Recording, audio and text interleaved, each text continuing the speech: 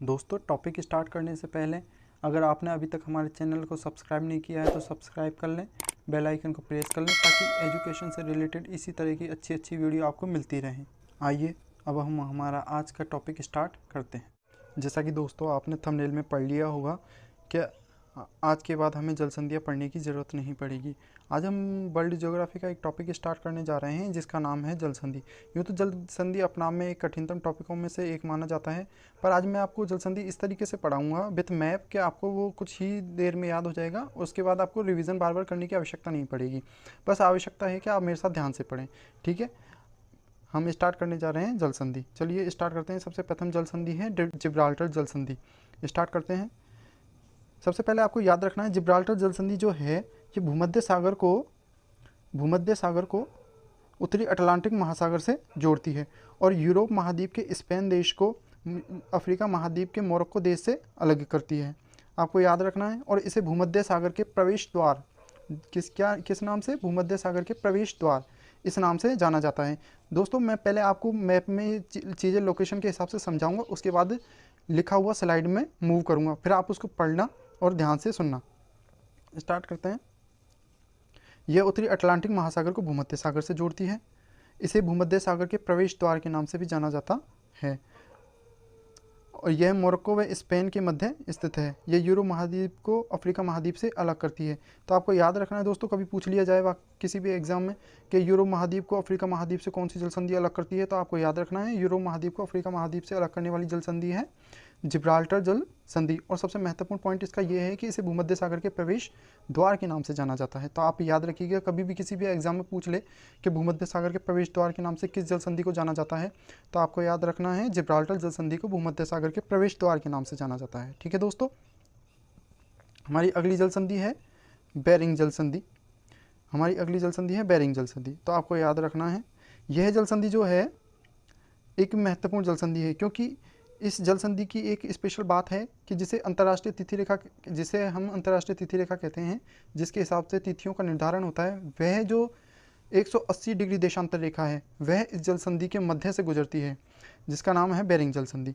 आपको याद रखना है ये रूस का साइबेरिया क्षेत्र और उत्तरी अमेरिका महाद्वीप के अमेरिका देश का अलास्का क्षेत्र, इन दोनों को अलग करती है और उत्तरी प्रशांत महासागर को आर्कटिक महासागर से जोड़ती है। तो मैं आपको स्लाइड में मूव करते हुए आगे बताता हूँ। यह जल संधि अलास्का को साइबेरिया से अलग करती है। देखिए दोस्तों, ये है रूस का साइबेरिया क्षेत्र और यह है उत्तरी अमेरिका महाद्वीप के अमेरिका का अलास्का क्षेत्र। ठीक है दोस्तों, तो आगे चलते हैं। इसमें यह जल संधि आर्कटिक महासागर को प्रशांत महासागर से जोड़ती है। जैसा कि मैंने आपको बताया, यह जो भाग है ये आर्कटिक महासागर का है और यह जो भाग है प्रशांत महासागर का उत्तरी भाग है। तो इन दोनों को ये जल संधि जोड़ती है और इस जल संधि के मध्य से होकर अंतर्राष्ट्रीय तिथि रेखा गुजरती है। जैसा कि मैंने आपको बताया, अंतर्राष्ट्रीय तिथि रेखा यहाँ से गुजरती है, जिसे 180 डिग्री देशांतर रेखा कहा जाता है। इसलिए आपको इस जल संधि के बारे में विशेष रूप से याद रखना है कि इसमें सबसे महत्वपूर्ण पॉइंट ही ये है कि किस जल संधि से होकर अंतर्राष्ट्रीय तिथि रेखा गुजरती है। तो आपको याद रखना है बेरिंग जल संधि वह जल संधि है जिसके मध्य से होकर 180 डिग्री देशांतर रेखा गुजरती है।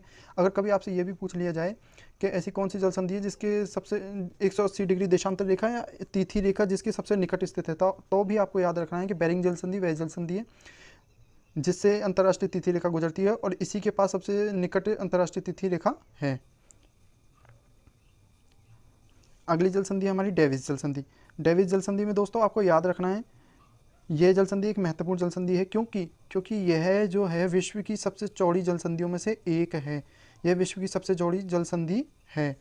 दोस्तों, आपको याद रखना है एक तो है डेविस जिस जल संधि के बारे में अभी हम पढ़ रहे हैं और एक है डोवर जिसके बारे में हम अभी पढ़ेंगे। तो आपको ए से याद रखना है डेविस जल संधि जो विश्व की सबसे चौड़ी जल संधि है और डी से ओ से आपको याद रखना है डोवर।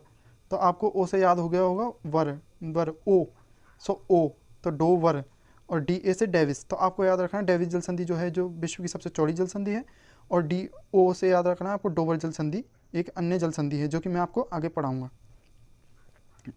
इस जल संधि से होकर लेब्राडोर की ठंडी जलधारा गुजरती है। आपको एक बात और याद रखनी है दोस्तों कि कभी क्वेश्चन पूछ लिया जाता है कि लेब्राडोर की ठंडी जलधारा कौन सी जल संधि से होकर गुजरती है, तो आपको याद रखना है लेब्राडोर की ठंडी जलधारा जो है वो डेविस जल संधि से होकर गुजरती है। और दोस्तों आपको याद रखना है, ये जो जल संधि है कनाडा देश को ग्रीनलैंड द्वीप से अलग करती है, ठीक है। और विश्व की सबसे चौड़ी जल संधि है, जैसा कि मैं आपको बता चुका हूँ। अगली जल संधि हमारी आती है डोवर जल संधि। डोवर जल संधि यह यूके, जिसे हम ब्रिटेन के नाम से भी जानते हैं, फ्रांस देश उससे अलग करती है और उत्तरी सागर को उत्तरी अटलांटिक सागर से जोड़ती है। और यह है उत्तरी सागर को इंग्लिश चैनल से भी जोड़ती है।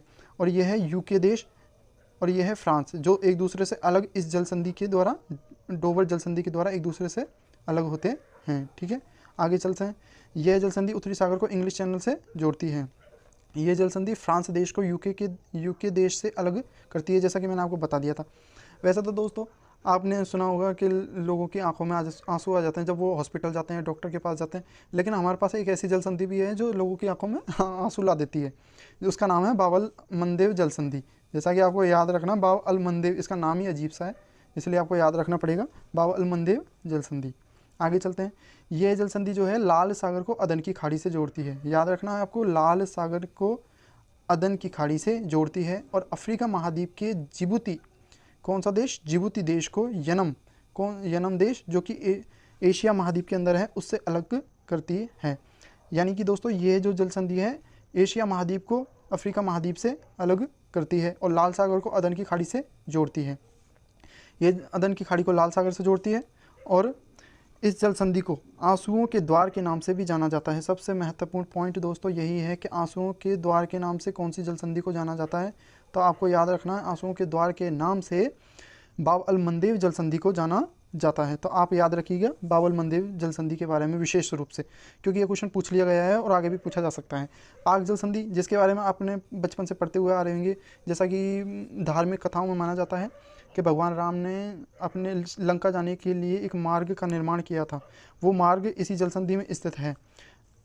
और आपको मैं बता दूं ये जल संधि जो है भारत और श्रीलंका के मध्य स्थित है और विवाद का कारण भी कई बार बना रहता है इस जल संधि को लेकर।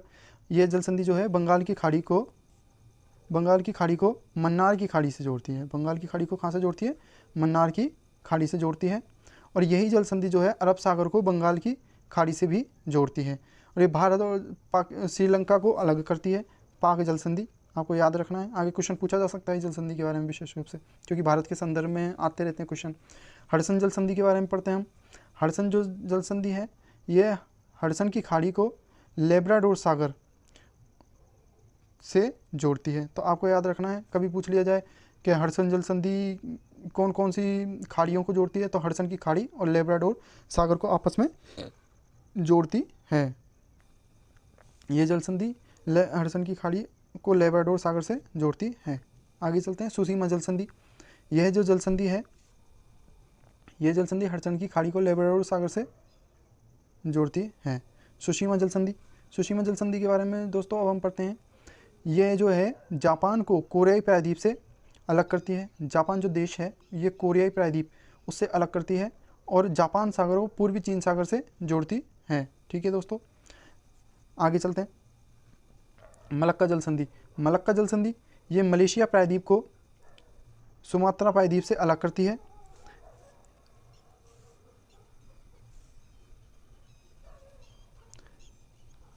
यह जो जल संधि है मलेशिया के मलाया प्रायद्वीप को इंडोनेशिया के सुमात्रा द्वीप से अलग करती है। आपको याद रखना है, इसका नाम थोड़ा ऐसा ही है, इसलिए आपको विशेष रूप से याद रखने की ज़रूरत है, क्योंकि यह शायद अभी एग्जामों में पूछी गई जल संधि है। यह बंगाल की खाड़ी को दक्षिणी चीन सागर से जोड़ती है, दक्षिणी चीन सागर से बंगाल की खाड़ी को जोड़ती है। तो आपको याद रखना है यहाँ से कि बंगाल की खाड़ी को जोड़ने वाली कौन सी जल संधि है, दक्षिण चीन सागर से मलक्का जल संधि। आगे चलते हैं। हारमुज जल संधि, हारमुज जल संधि ये फारस की खाड़ी को ओमान की खाड़ी से जोड़ती है, फारस की खाड़ी को ओमान की खाड़ी से जोड़ती है। ये जल संधि ईरान देश को संयुक्त अरब अमीरात से अलग करती है। ये ईरान देश को संयुक्त अरब अमीरात से अलग करती है और फारस की खाड़ी को ओमान की खाड़ी से जोड़ती है। तो आपको याद रखना है। अगला जल संधि है दोस्तों मोजाम्बिक चैनल। यह जो जल संधि है ये मोजाम्बिक देश को मेडागास्कर द्वीप से अलग करती है और जो कि इसमें मोजाम्बिक की गर्म जल धारा भी यहीं से प्रवाहित होती है। तो आपको याद रखना है मोजाम्बिक चैनल के बारे में। दोस्तों चैनल हो या फिर जलडमरू हो या फिर जल संधि हो, ये तीनों एक ही चीज़ें होती है। बास जल संधि, ये जल संधि जो है ऑस्ट्रेलिया जो देश है उसी के एक तस्मानिया द्वीप, इन दोनों के मध्य में स्थित है वास जल संधि। ये जल संधि जो है तस्मानिया द्वीप को ऑस्ट्रेलिया देश से अलग करती है। तो आपको याद रखना आपको याद रखना है बास जल संधि जो है किन किन को अलग करती है बस। अब हम दोस्तों, जैसा कि आपने ये ये वीडियो में अभी स्लाइडें देखी, मैंने आपको जो भी पढ़ाया, अब जो भी क्वेश्चन आएंगे इनसे ही आएंगे, इनके बाहर से कुछ नहीं आने वाला, क्योंकि ये जो भी मैंने पढ़ाया है ये पहले पर एग्जामों में आ चुका है या फिर भविष्य में आने वाला है, क्योंकि यही पूछता है जल संधि से बारे में, इससे गहराई से नहीं पूछेगा। तो आप जो मैंने पढ़ाया है उसके अलावा कुछ और मत पढ़िएगा, इन्हीं से आपका काम हो जाएगा। अब हम कुछ क्वेश्चन टेस्ट भी लगा लेते हैं, देखना आप लोगों ने जो पढ़ा वो आपको याद भी है, ठीक है। अब हम करते हैं बावल मंदेव निम्नलिखित में से किन दो सागरों के मध्य सागरों को जोड़ती है। तो आपको मैंने पढ़ाया था बावल मंदेव जल संधि, जिसे आंसुओं के द्वार के नाम से भी जाना जाता है, लाल सागर और अदन की खाड़ी को जोड़ती है, ठीक है दोस्तों। आगे चलते हैं, अगला क्वेश्चन, मलक्का जल डमरू मध्य निम्नलिखित में से किन दो देशों के मध्य स्थित है। मलक्का जल डमरू मध्य, जैसा कि मैंने आपको बताया था कि ये मलेशिया देश के मलाया प्रायद्वीप को इंडोनेशिया के जावा या सुमात्रा से अलग करती है। तो ठीक है दोस्तों, ये हो गया इंडोनेशिया और मलेशिया के मध्य। निम्नलिखित में से कौन सा जल डमरू मध्य भारत और श्रीलंका के मध्य स्थित है। जैसा कि मैंने आपको स्टोरी बताई थी, भगवान राम ने श्रीलंका जाने के लिए जो जिस रास्ते का निर्माण किया था वो कहाँ किया था, तो आपको याद होगा पाक जल संधि, ठीक है। आगे चलते हैं, निम्नलिखित से कौन सी जल संधि अंतर्राष्ट्रीय तिथि रेखा के सर्वाधिक निकट स्थित है। दोस्तों जैसा कि मैं आपको बता चुका हूँ कि रूस और अलास्का के मध्य जो जल संधि है वो बेरिंग जल संधि है, जो कि अंतर्राष्ट्रीय तिथि रेखा के नाम से भी जानी जाती है, 180 डिग्री देशांतर रेखा के नाम से भी जानी जाती है। तो आपको हो गया बेरिंग जल संधि, ठीक है। भूमध्य सागर की कुंजी किसे कहते हैं। जैसा कि मैंने आपको बताया था, हमारी जो सबसे पहली जल संधि थी जिब्राल्टर जल संधि, वही जल संधि ऐसी है जिसे भूमध्य सागर के प्रवेश द्वार के नाम से जाना जाता है। तो आपको याद रखना है जिब्राल्टर जल संधि ऐसी जल संधि है जिसे भूमध्य सागर के प्रवेश द्वार के नाम से जाना जाता है। इंग्लिश चैनल और उत्तरी सागर को जोड़ने वाली जल संधि निम्नलिखित में से कौन सी है। तो आपको याद होगा मैंने दो जल संधि आपको पढ़ाई थी, एक तो थी डेविस जल